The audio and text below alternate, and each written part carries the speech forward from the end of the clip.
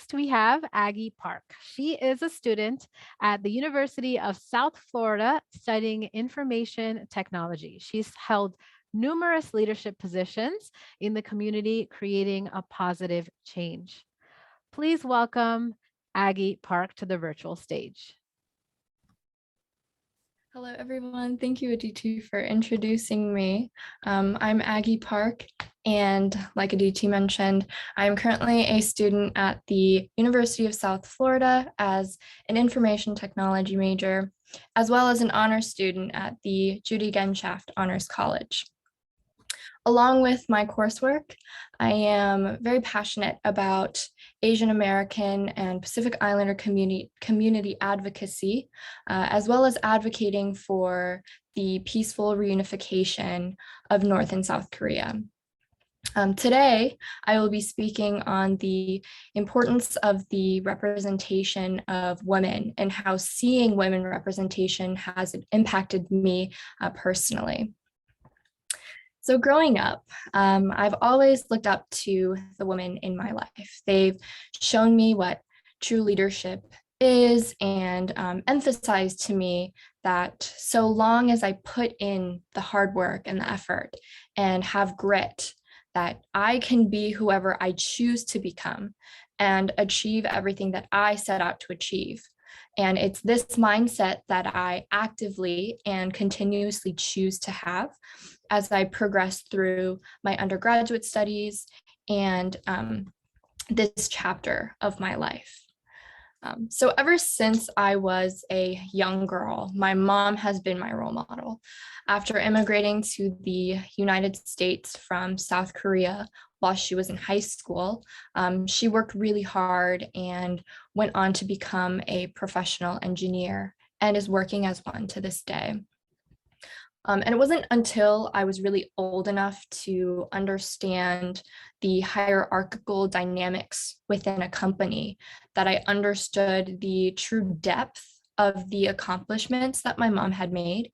And then beyond that, seeing her achievements, I soon started to wonder about what path I wanted to create for myself and what opportunities I wanted to take to achieve my own personal goals, whether that would be academic goals, professional goals, and even just personal goals in the future. This way of thinking, however, this mindset didn't really start for me until I was probably a freshman or sophomore in high school. And that's mainly because it wasn't until high school that I really understood and directly saw how there were inequities within the social and cultural constructs present in our current society. And so I remember like having to study and read and write literature analyses on novels and plays about the deep-rooted gender inequities present in society, and really taking an interest in how I could, number one, overcome such inequities in my own personal life, and number two, be active in working to break gender roles and to really progress forward towards a more equal society.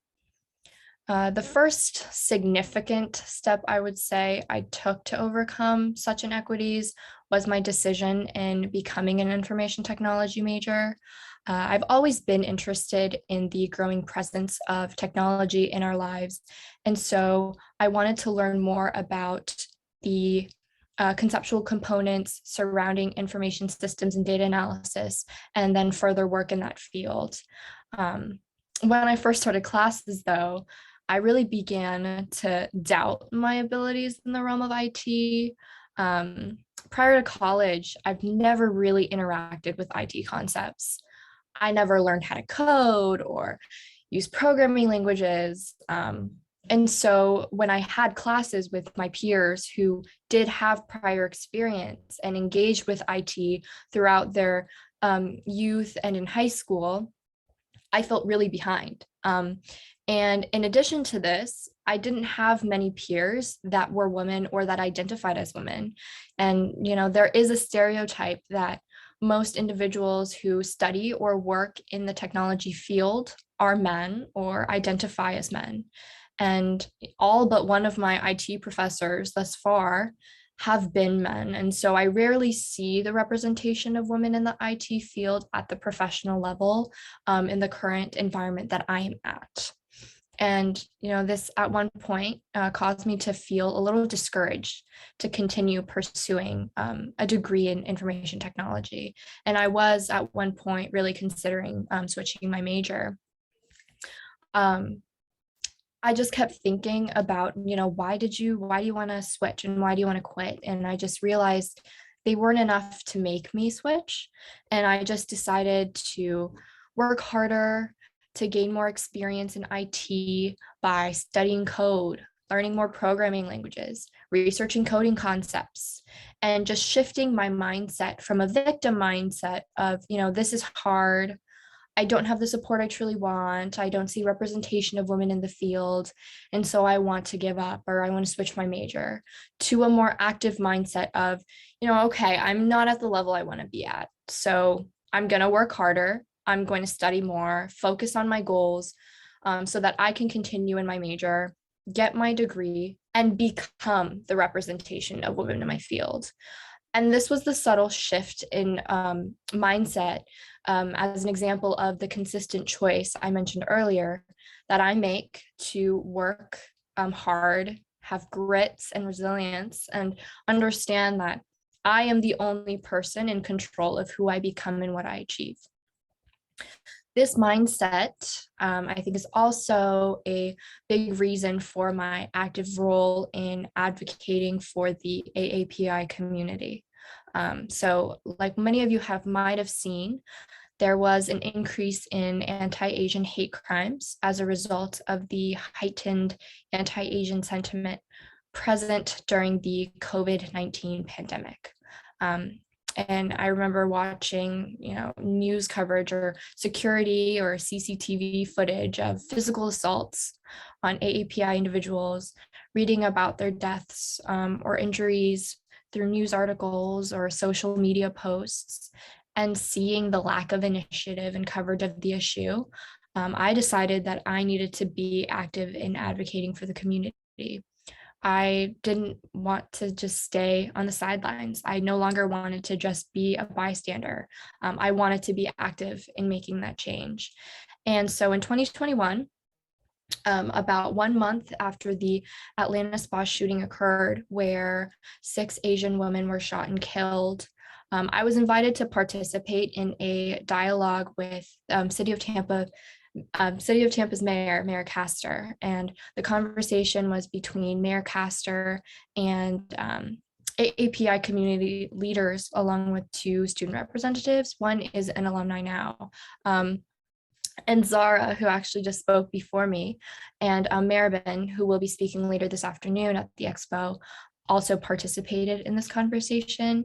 And we spoke mainly about how to support the AAPI community and what needs to be done to prevent such hate sentiment in Tampa.